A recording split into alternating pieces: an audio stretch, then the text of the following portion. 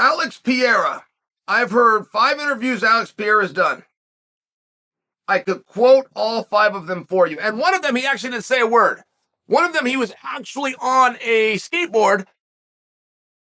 He kicked a ball up in the air. He grabbed his archery bow and he shot it. The skateboard was a different one where he was hitting the mitts. I combined the two, but you get my point. You get my point. The guy's done 5 things. I know all 5 of them. He's a very interesting character. I ran into George, Ed Soros, very famous manager. George is his partner, less famous, equal manager. And I was sitting with him at a Strikeforce event, Fedor's final fight. I got an opportunity to ask George anything I want, right? This guy's behind the scenes, man. This guy was there when the scene was made. Anything I want to ask him, I can ask him. He always tells me straight up. The only thing I asked him about was Pereira. And the guy's got to be pretty damn interesting to me that when I've got an inside manager who knows any scoop you could ever want to know, I only asked him about Pereira. And I share that with you because Pereira did an interview today. And he was talking about Jon Jones at heavyweight.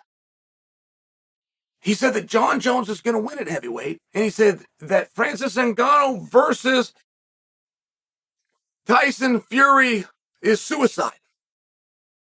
Now, I want to make sure that you have this clear, okay? Because you guys like my opinion, and I've certainly earned the right to my opinion. Can we agree on that? I had a long time in combat sports. I've earned the right to share my opinion. But when do we have to take a real good look at Alex Pereira, who might be the best striker we've ever seen? Pereira just might be the best striker we have ever seen come over to mixed martial arts, is now weighing in on a mixed martial arts fight that we believe is going to come down to striking with Jon Jones and Ciryl Gane. It's very interesting to hear Pereira say that he thinks that Jon Jones is going to dominate. I wish he would have said why. I wish he would have specifically said, does he think it's going to be that inside oblique kick? Does he think it's the shot to the head? Does he think it's the way he digs to the body? Does he think it's the flying knee? Is it the craftiness within the grappling? Because he would actually be describing himself the same as we all do, right? It's all we can ever do is put ourselves in somebody else's shoes, and then we just come and share with the world how we would act. And then we just assign it to that opponent. That'd be really interesting to me. I would love to know from a top striker what he thinks Jon needs to do against Ciryl Gane. And moreover, the fact that he said Francis versus Fury would be suicide. Now, certainly it would be. I mean, we understand where the greatest boxer in the world is going to run over a guy that's never boxed before. But what a difference a day makes. And it was just a reminder. As soon as I read this, as soon as I see that Pereira said this, it was a reminder of when I was in the 7th grade. And when I was in the 7th grade, there was a fight that went off at 1 a.m. my time in Tokyo, Japan,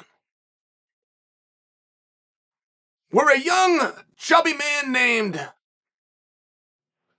Buster Douglas knocked out a ferocious young man named Iron Mike Tyson in the biggest upset in sports history. In sports history. And no, it was not when the USA beat Canada, like you guys have been told. The biggest upset in sports history is the night Buster Douglas defeated Iron Mike Tyson. Buster Douglas comes out on Monday Night Raw, 2 nights later. And he came out to do a special intro because Mike Tyson was a special guest referee of an up-and-coming match. So when this fight goes down and Mike takes a nap in Japan, between then and Monday Night Raw, Vince McMahon fired or breached his contract with Iron Mike, introduced himself, and boarded a plane up with a chubby kid named Buster Douglas. And I remember when Buster walked out, all Buster had to do was memorize one line, which he delivered, and I remember, and I was in the 7th grade when this happened, and I've never revisited it. And all that he said when he walked onto the ramp and they showed him on the Titantron, he said, "I'm here, not Mike Tyson, because you guys want the heavyweight champion of the world, and that is me."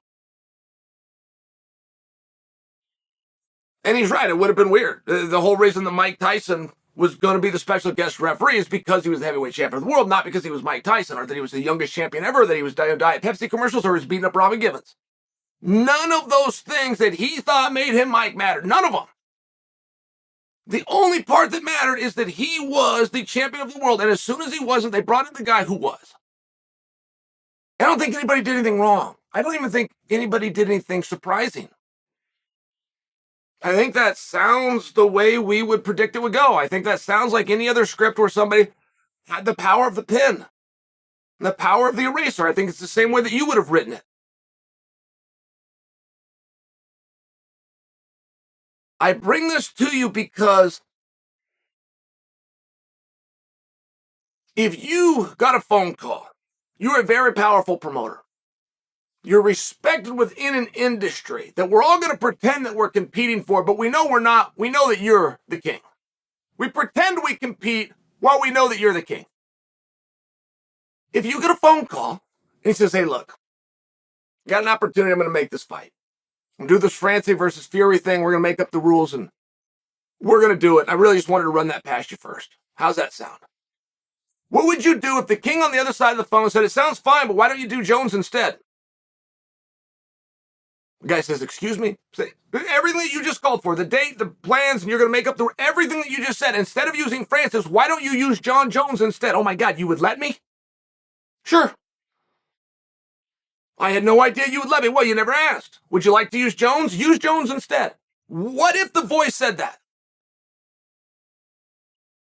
And let's say that the top rank, or let's say that the Eddie Hearn, or let's say that the Bob Arum, or let's say the Don King on the other end of the phone that thought he could bring the pieces of the puzzle together came out and told the world he would never have to make the fight. He would just have to advertise the fact that he has that fight. He could then never do a lesser fight. It has been the death nail of several promotions who have come out with the most boisterous and the loudest and the most beautiful poster that they could, not been able to deliver on it, still put something together that was really special. They never made it back. It's a trick in promoting. You don't actually have to bring the fight. You have to be able to say that you can bring the fight. It's a huge deal.